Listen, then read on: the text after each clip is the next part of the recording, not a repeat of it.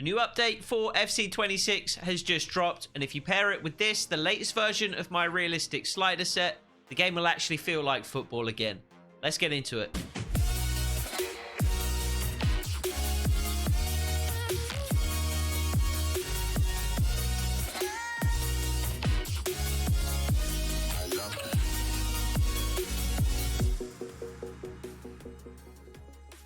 So first things first, let's get the usual disclaimers out of the way. This standard version of my slider set is designed for use on 10-minute halves, on legendary difficulty, and with full manual controls. We're trying to make the game as realistic as possible, but balance that with making it enjoyable too. However, if you like to play the game another way, check out the link in the description to the Google Sheet that contains an assisted version, a shorter halves version, and a harder version. As for the standard version, we've made some slight adjustments to the movement sliders. We currently have sprint speed at 36 for the user and 34 for the CPU. We have acceleration at 40 for both the user and the CPU. As usual, we're just trying to establish a realistic pace to the play, which usually means slowing things down. One thing I will note, which is a common question I get in the comments, is that lowering the acceleration slider significantly will reduce the amount of fatigue that players accrue over the course of the game. So with acceleration down at 40, you will see players tiring less throughout the game and carrying less fatigue from game to game. If you still want to be forced to make realistic match day decisions, then check out my realistic team selection tool, which will help you to rotate your squad in spite of the fact that they're accruing less fatigue. We have shot error at 25 for the user and at 50 for the CPU, with shot speed at 56 for the user and at 48 for the CPU. With these values, you end up with a realistic number of goals being scored. The shot speed slider is the one that you want to adjust most if you're looking to increase or decrease the number of goals being scored. 48 shot speed has given me the greatest variety of shots that the CPU is willing to take on too. Throughout FC26, really, I've been seeing far too many goals into the top corner from the CPU strikers. Here at 48 shot speed and at 50 shot error, been seeing a really nice variety of goals being scored and shots being attempted. Header shot error is at 20 for the user and 32 for the CPU. I think this is where it's been all year. See no real reason to change that.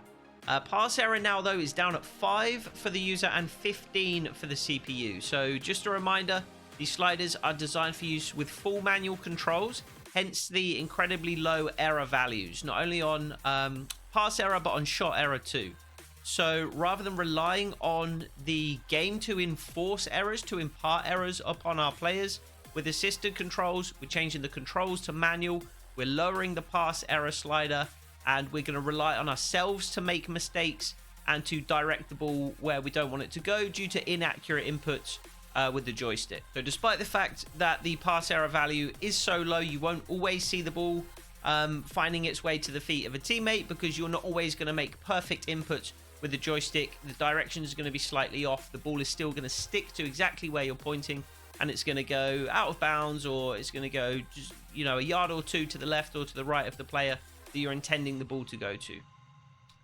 Pass speed dictates the overall pace of the game along with the acceleration sliders. We've got pass speed at 34 for the user and for the CPU at the moment, with pass header error at 20 and 50. Injury frequency we still have at 95 for the user and the CPU, and at 55 for the severity.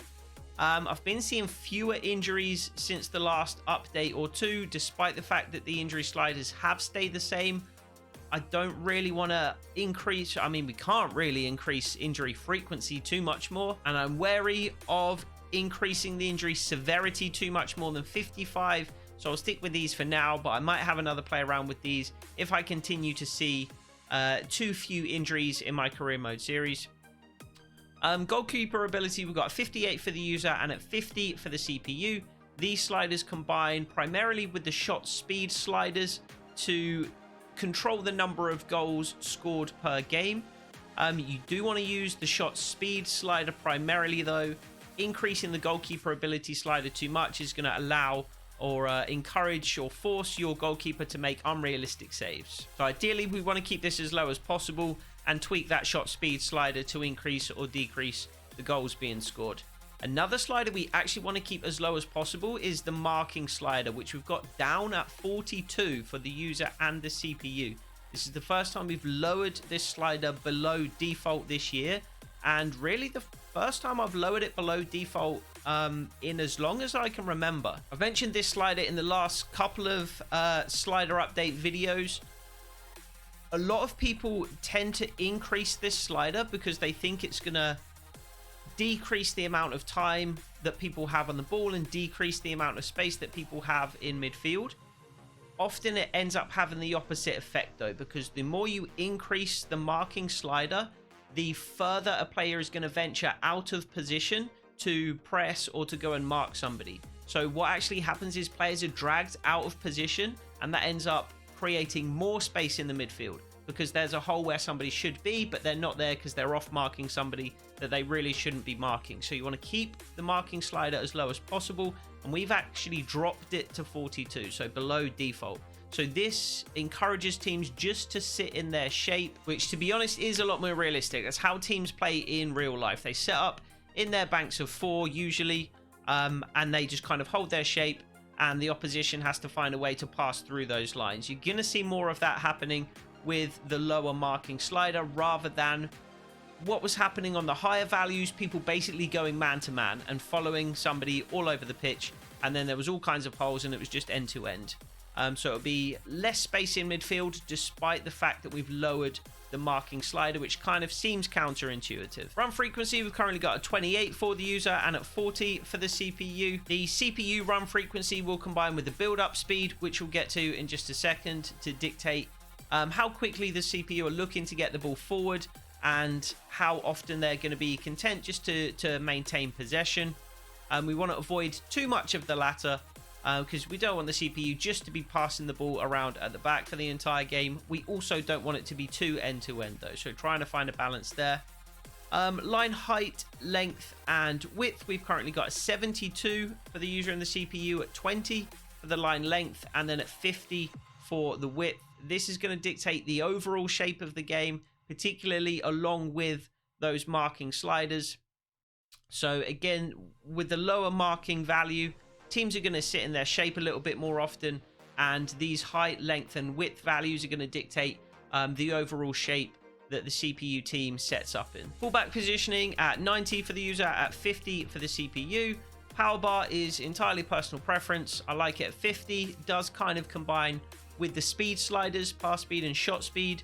So bear that in mind whilst you're adjusting the power bar, but it is ultimately personal preference, how quickly you want passes and shots to power up. And then the only change we've made, or the only value that isn't 95 down here, is the first touch control error for the user.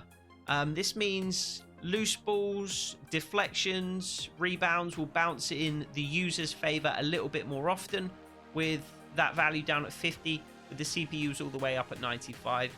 And then defending, we've just got tackle assistance down at 40. As for the CPU sliders, some slight tweaks here, but it's pretty similar to previous versions. Tackle aggression is still at 99 for the CPU. Again, another question I get fairly often in the comments is, how do I get more fouls? You basically just can't. There are a couple of sliders that will slightly increase the number of fouls, this obviously being one of them, but this has minimal impact on the number of fouls in a game. You might as well crank it all the way up to 99, but it still makes very little difference. The acceleration slider actually makes a good difference to the number of fouls per game, as will the ball deflection error and the first touch control error, simply to do with the physics and increasing the frequency of player collisions that could result in a foul essentially. But you pretty much just, you're not going to get fouls. If you want to artificially increase the number of free kicks in a game, you can change handball to just on.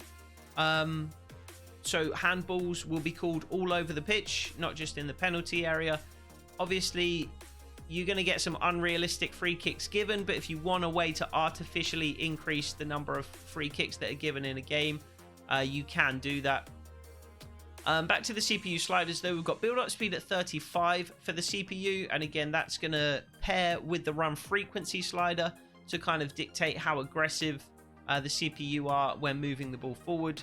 Shot frequency at 90, first touch pass at 15, 90 for crossing as well, and then 50 for dribbling, and 5 for skill move frequency. So there you have it, version 5 of my realistic sliders set. If you want to see the set in action, I will throw some highlights at the end of this video.